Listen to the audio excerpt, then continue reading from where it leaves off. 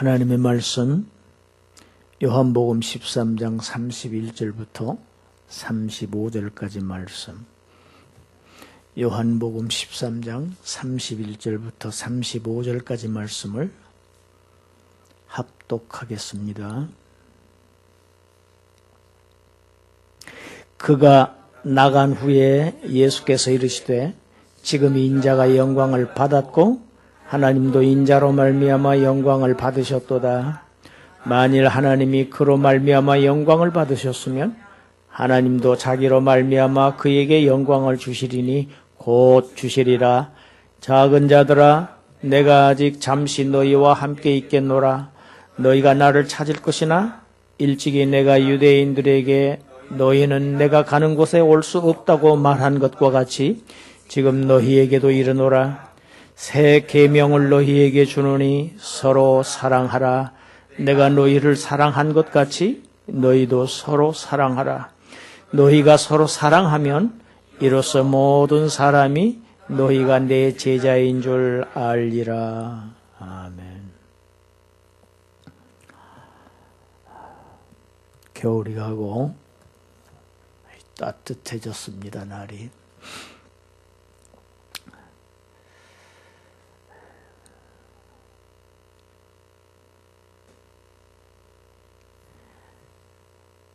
여러 사람이 함께 있던 자리에서 어떤 한 사람이 나가고 나면 그 장소의 분위기가 훨씬 부드러워지고 이렇게 달라지는 경우가 있지요. 지금 예수님께서 십자가에 잡히시기 마지막 날 밤에 이 마지막 만찬석상, 이 뒷 분위기가 굉장히 무거웠습니다. 유다가 예수님의 말씀, 내가 하는 일을 속히 하라. 유다가 하는 것도 주님의 승인하여서 합니다. 허락하여서 합니다. 내 하는 일을 속히 하라. 이 말씀이 떨어지자 자기가 할 일을 하기 위해서 밖으로 나갑니다. 유다가 밖으로 나가자 그 방 안에 그 분위기가 아주 무거운 분위기에서 분위기가 바뀝니다. 사탄이 유다에게 불어넣었던 그러한 음습하고 무거운 분위기가 사라진 것입니다. 유다가 밖으로 나갑니다. 이제 그는 예수님을 십자가에 못 박을 사람들에게 주님을 넘겨주기 위해서 밖으로 나갔으니까 곧 그들이 도착할 것입니다. 배신한 제자가 지금 스승을 살인할 계획을 지금 실행에 옮기려고 나갔는데 주님은 이때에 바라보고 계시는 것이 하나님의 영광이었어요. 하나님의 영광과 동시에 자신의 죽음을 넘어서의 부활과 하나님께로 다시 돌아가는 승천, 그 영광을 바라보고 계신다는 사실입니다.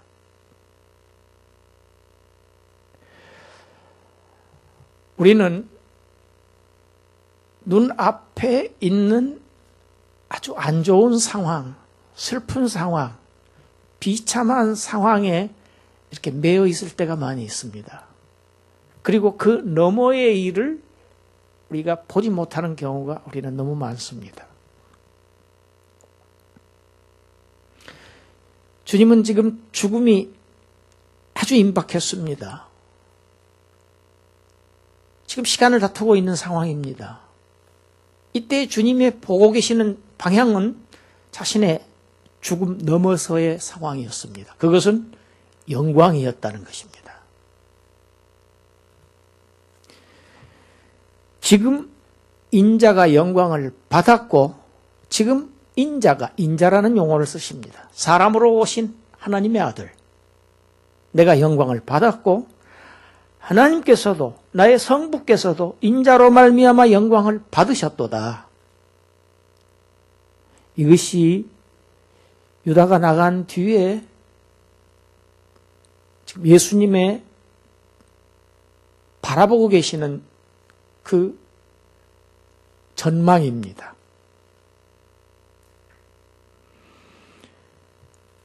성부는 성자에 의해서 영광을 받으시고 성자는 또한 성부에 의해서 영광을 받으신다. 우리가 삼위일체를 얘기합니다. 삼위일체 하나님은 서로에게 영광을 돌리시는 이러한 아름답고 거룩하고 친밀한 삼위의 하나님 간의 성삼위 하나님 간의 친밀한 이런 교통이 있다는 사실을 우리는 주님의 말씀을 통해서 알 수 있습니다. 하나님이 자신으로 말미암아 영광을 받으셨다면 32절이지요. 하나님께서 영광을 받으신 그 나로 말미암아 그 동기가 되는 나로 말미암아 영광을 받으셨다면 그가 또한 나에게 영광을 주실 것이니 곧 주시리라. 우리 번역은 곧 주시리라 이렇게 되어 있지만 원문에는 곧 영광스럽게 하시리라 이렇게 되어 있습니다. 여러분 신명기 21장에 가서 보면 나무에 달린 자는 하나님께 저주를 받은 자라고 되어 있습니다. 이게 구약입니다. 율법입니다. 십자가는 나무입니다. 나무 십자가입니다. 십자가에 달린 자는 하나님의 저주를 받은 사람입니다. 하나님의 저주의 십자가를 지시고 거기에 달리신다는 것은 주님의 낮아지신 사건입니다. 비하입니다. 이걸 신학에서는 비하로 가르칩니다. 비하. 성육신 그리고 이 세상에 오셔서 모든 인간들이 갖는 고초를 다 겪으시는 것. 그리고 그 비하의 극치, 십자가에 달려 죽으시는 것. 무덤배까지 내려가시는 것. 이것을 비하로 가르칩니다. 이런 비하의 상태를 목전에 두고 계시는 주님께서 사실은 정반대의 말씀을 하셔야 맞습니다. 영광을 얘기하시는 것이 아니고 내가 형편없이 낮아지는구나. 형편없이 내가 밑으로 떨어진다. 이렇게 말씀하셔야 마땅할 터인데 반대로 영광을 받으셨다고 하는 표현이 5번 연거푸서 하십니다. 5번이나 하셔요. 예수님은 이 땅에 자신의 영광을 위해서 오시지 않았습니다. 하나님의 영광을 위해서 이 세상에 오셨고 그 목적을 위해서 끝까지 자신을 헌신하셨습니다. 이 하나님의 영광, 예수님의 이 세상에 오신 목적인 하나님의 영광, 그 하나님의 영광은 오직 자신의 죽음을 통해서만 이루어진다. 십자가의 형을 받는 것을 통해서만 하나님의 영광이 나타날 수 있다는 것. 그리고 그렇게 해서 나타난 그 하나님의 영광의 그 결과가 곧 하나님으로부터 나의 영광으로 되돌아온다는 사실을 지금 주님은 죽음을 앞두시고 그것을 제자들에게 천명하고 계신 겁니다. 예수님의 낮아지심이 하나님의 영광입니다. 그 그 하나님이 예수님의 영광으로 다시 되돌아옵니다. 여러분, 우리는 이 관계를 잘 우리는 묵상해 보아야 합니다. 우리의 순종과 우리의 헌신이 하나님께 영광을 돌리게 될 때에 하나님으로부터 우리에게 영광이 주어지는 것입니다. 이러한 구조를 이루고 있습니다. 영광은 순종과 헌신으로부터 옵니다. 순종 없는 영광, 헌신 없는 영광이 있을 수 없다는 것입니다. 엄밀한 의미에서 그러니까 이 영적인 세계에도 공짜는 없습니다. 예수님께서 나직한 목소리로 제자들을 부르시는데 부르시는 호칭이 특이합니다. 작은 자들아, 이렇게 번역되어 있죠. 이전 성경은 소자들아, 그렇게 되어 있습니다. 이 원문은 테크니아 이런 원어인데 아이들아, 어린아이들아 이런 용어입니다. 이 단어는 요한복음에서는 딱 여기 한 군데만 나옵니다. 그런데 요한의 서신서 요한 1서에서는 7번이나 등장합니다. 사도 바울도 이 단어를 딱 한 번밖에 사용하지 않습니다. 이 요한 서신의 특징입니다. 이 호칭 자체가 여러분, 이 어린아이들아, 얼마나 다정하고 애정어린 아주 각별한 사랑의 표현입니다. 예수님은 제자들을 그렇게 부르셨습니다. 오늘날 같은 이런 현대적인 감각으로 표현한다고 하면 얘들아, 이런 단어가 되겠죠. 이어서 예수님 말씀하십니다. 얘들아, 내가 이제 곧 너희를 떠난다. 너희가 나를 찾겠지만 나를 찾을 수 없을 것이다. 자신의 죽음을 표현하신 것이죠. 예수님이 돌아가시면 찾을 수가 없겠지요. 제자들은 찾을 것입니다. 그러나 곧 찾을 수 없게 될 것이야. 여러분, 34절, 35절은 제자들 앞에서 예수님의 마지막 유언이라고 할 수 있습니다. 얘들아, 새 계명을 너희에게 주노니. 같이 합시다. 서로 사랑하라. 내가 너희를 사랑한 것 같이 너희도 서로 사랑하라. 여러분, 마치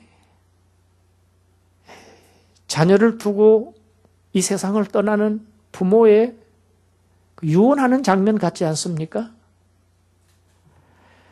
사랑하는 자녀들을 세상에 남겨두고 떠나는 부모의 간절한 소원은 무엇이겠습니까? 자녀들이 서로, 남겨둔 나의 자녀들이 서로 화목하고 서로 사랑하며 아주 잘 지내기를 바라는 것이 어느 부모나 다 똑같은 심정이고 소원일 것입니다. 우애하기를 바라겠죠.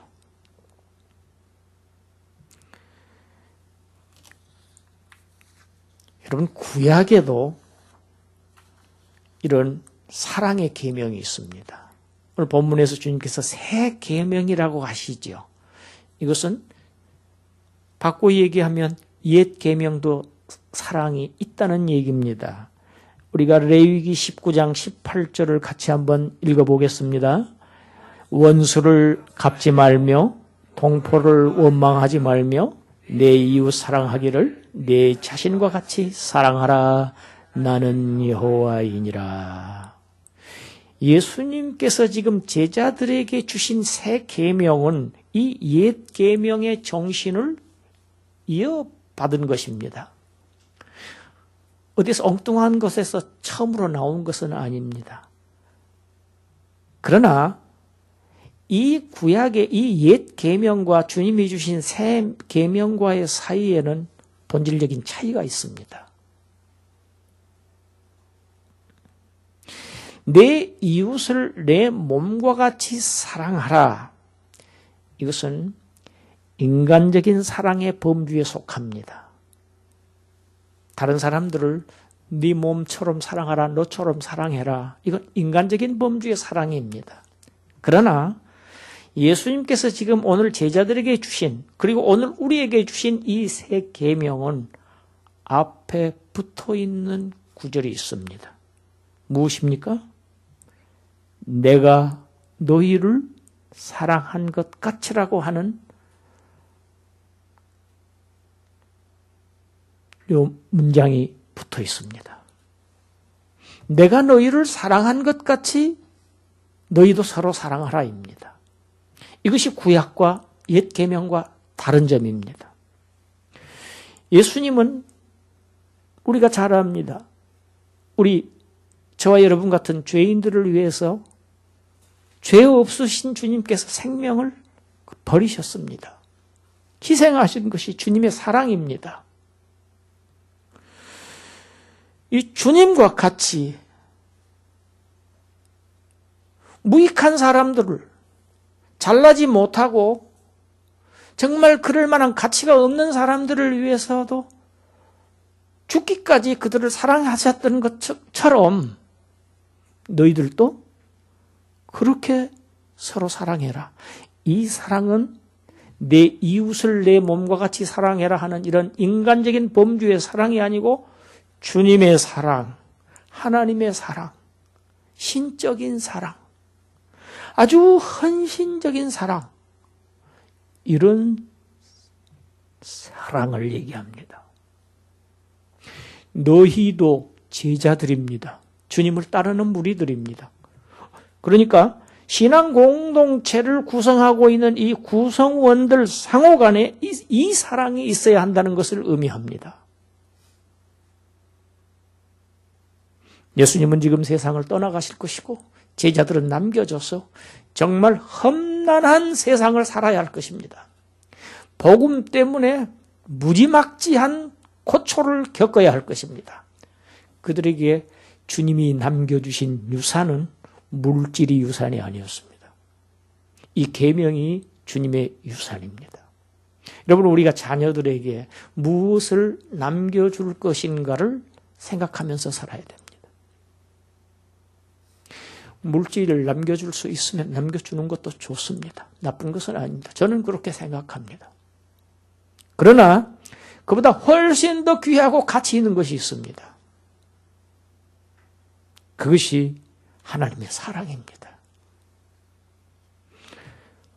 오늘 주님께서 유산으로 남겨주신 이 세 계명, 이 계명을 오늘 우리 13장인데 15장에서 주님께서 다시 설명하십니다. 15장 12절부터 14절까지를 우리가 같이 읽겠습니다. 내 계명은 곧 내가 너희를 사랑한 것 같이 너희도 서로 사랑하라 하는 이것이니라. 사람이 친구를 위하여 자기 목숨을 버리면 이보다 더 큰 사랑이 없나니 너희는 내가 명하는 대로 행하면 곧 나의 친구라. 이 세 계명을 내가 너희를 사랑한 것 같이 너희도 사랑하라. 이것은 어떤 사랑인가?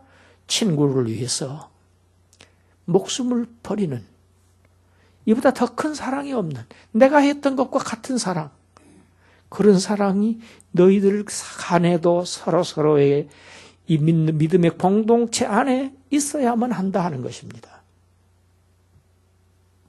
그러면 그렇게 할 때 그렇게 하는 너희가 바로 내 친구다. 오늘 13장 본문에는 너희가 그렇게 하는 것을 보고 사람들이 너희가 내 제자인 줄 알게 될 것이다.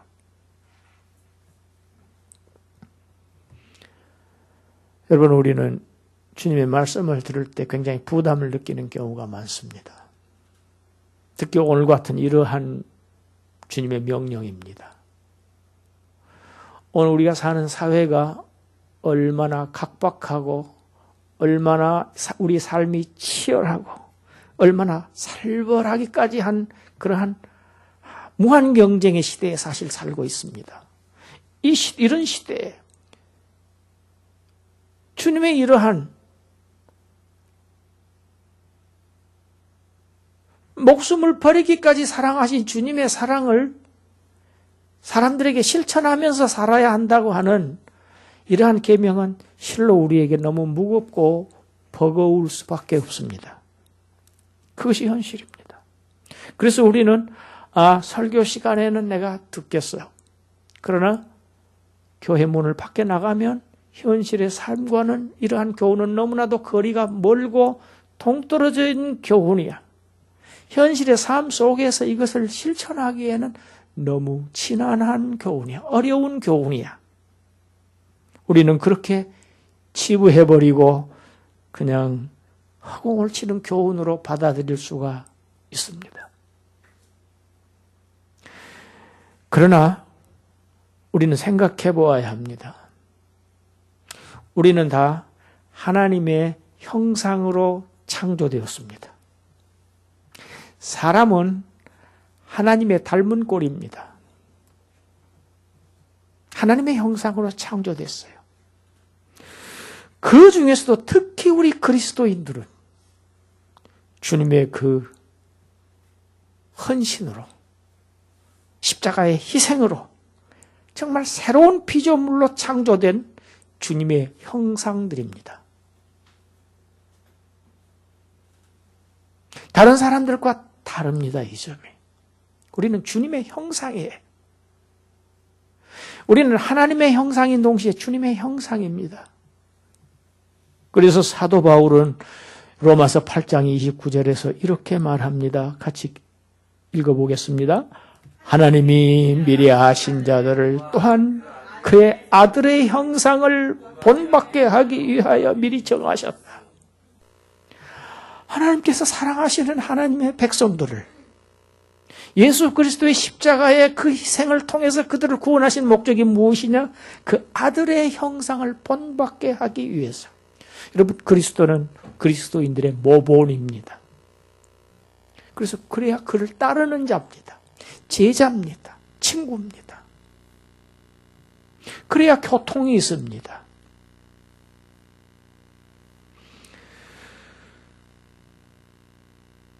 그리스도의 참된 제자인가? 오늘날 교회 안에 신자들은 많은데 제자가 없다는 말들을 많이 합니다. 어떤 사람이 참된 그리스도의 제자인가? 제자가 아닌가? 어떤 사람들이 그리스도인인가? 어떤 사람들이 비그리스도인인가? 이 구분점이 여기에 나타납니다. 첫째는 당신은 그리스도의 사랑을 받았는가 합니다. 둘째는 그리스도의 사랑을 받은 자로서 그 사랑을 나타내면서 살고 있는가 합니다. 이것이 제자와 제자 아닌 자, 그리스도인과 세상 사람들을 구분하는 기준이 됩니다. 구약에서 이스라엘 민족들이 애굽에서 살았습니다. 함께 섞여 살았습니다. 똑같이 살았습니다. 그러나 그들은 유월절 밤에 어린 양의 피를 밖에 대문에 발랐습니다. 거리를 지나는 사람들마다 그 집 대문을 보면 이 집은 이스라엘 사람들이 사는 집이구나 알 수 있었듯이 오늘날 성도 간에도 이러한 사랑이, 이러한 그리스도의 사랑이 외부에 표현되어야 합니다. 나타나야 합니다. 세상 사람들이 알 수 있게 보여주어야 합니다. 그럴 때 세상 사람들이 이 사람들은 예수 그리스도인들이구나. 주님의 제자들이구나. 주님도 그 사람을 너희는 나의 친구다. 이렇게 말씀하십니다. 나 혼자 내가 구원받아서 내 속에만 감추고 있지 않습니다. 어린 양의 피가 대문에 발려졌다 있는 것은 굉장히 상징적인 의미가 있습니다. 표현되어야 한다는 것입니다. 십자가는 표현되어야 합니다. 속에 꼼꼼 내 심령 속에만 가두어져 있는 십자가는 십자가가 아닙니다. 나타나는 십자가. 사람들에게 광고되는, 알려지는 십자가. 그래서 사람들로 하여금 예수 그리스도의 사랑 그 공동체를 알게 하는, 나타내는, 그것을 위해서 주님이 십자가를 지셨다는 이야기입니다. 초대교회는 그런 삶을 살았습니다. 우리 사도행전 2장 44절부터 47절까지 한번 읽어보겠습니다. 믿는 사람이 다 함께 있어 모든 물건을 서로 통용하고 또 재산과 소유를 팔아 각 사람의 필요를 따라 나눠주며 날마다 마음을 같이하여 성전에 모이기를 힘쓰고 집에서 떡을 떼며 기쁨과 순전한 마음으로 음식을 먹고 하나님을 찬미하며 또 온 백성에게 칭송을 받으니 주께서 구원받는 사람을 날마다 더하게 하시니라. 아멘. 바로 이것입니다. 예루살렘 초대교회는 내가 너희를 사랑한 것 같이 너희도 서로 사랑하라 하는 주님의 이 세 계명을 힘써 지켜서 온 백성에게 칭송을 받았습니다. 초대교회 성도들 안에는 내 것 내 것이 없었습니다. 전부 다른 사람들을 도와주려고 애를 썼습니다. 전부 형제요, 자매요. 그래서 날마다 마음을 같이 하고 성전에 모이기를 힘쓰고 항상 같이 식사하고 떡을 떼고 기뻐하며 깨끗한 마음을 가지고 서로 교제하고 하나님을 찬양하면서 이렇게 사는 그들의 모습이 모든 이방 사람들에게, 온 백성들에게 칭송을 받아서 그 결과 많은 사람들이, 날마다 구원받는 백성들이 늘어났다고 성경은 기록하고 있습니다. 우리 34절을 한번 같이 읽겠습니다. 34절. 새 계명을 너희에게 주노니 서로 사랑하라. 내가 너희를 사랑한 것 같이 너희도 서로 사랑하라. 여러분, 그러나 이 계명은 우리가 지키기에는 너무 어렵습니다. 그러나 지킬 수 있는 계명입니다. 우리가 지킬 수 없는 계명을 주님께서 지키라고 주셨을까요? 그럴 리 없습니다. 여러분, 주님께서 어떻게 우리를 사랑하실 수 있었는지를 우리가 살펴보면 길이 열립니다. 주님은 어떻게 십자가를 지셨을까요? 인간적인 주님의 개인적인 노력만으로, 의지만으로 지셨을까요? 그렇지 않습니다. 주님 이 땅에 오신 것, 성육신부터 이 땅에서 사셨던 모든 것, 십자가에 달리신 것, 부활 승천하신 모든 것이 성령을 힘입어서 하신 일입니다. 성령께서 함께 하셔서 가능하셨던 일입니다. 성령의 능력을 받아서 주님은 이 십자가를 지셨습니다. 우리를 사랑하셨습니다. 그래서 오늘 또 우리는 가능한 것입니다. 주님 떠나시고 이제 성령께서 교회 안에 또 각 성도의 심령 안에 내주하고 계십니다. 그 성령으로부터 힘을 얻어서 능력을 받아서 그 성령을 의지해서 이 계명을 실천할 수 있습니다. 주님이 그러하셨듯이 우리도 사랑할 수 있습니다. 신앙생활은 나의 인간적인 노력만 가지고 되는 것이 아닙니다. 그렇다고 해서 우리가 가만히 있고 그냥 고장난 견인차처럼 끌려가기만 하는 이러한 것은 아닙니다. 우리 애가 그렇게 하려고 할 때, 우리가 그런 의지를 가지고 있을 때, 그런 노력을 할 때 성령께서 우리를 도우신다는 말씀입니다. 초대교회 성도들처럼 이 주님의 새 계명을 힘써 지켜서 이 새 계명, 사랑의 계명은 명령입니다. 여러분, 사랑은 명령입니다. 사랑하라입니다. 사랑을 받은 자에게 사랑하라입니다. 이 명령을 힘써 지켜서 우리 산소망 교회가 그리고 우리 교회에 속한 여러분 모두가, 우리 모두가 다 이렇게 초대교회와 같이, 초대교회 성도들과 같이 이렇게 되기를 주님의 이름으로 축원합니다. 기도하겠습니다. 하나님 감사합니다.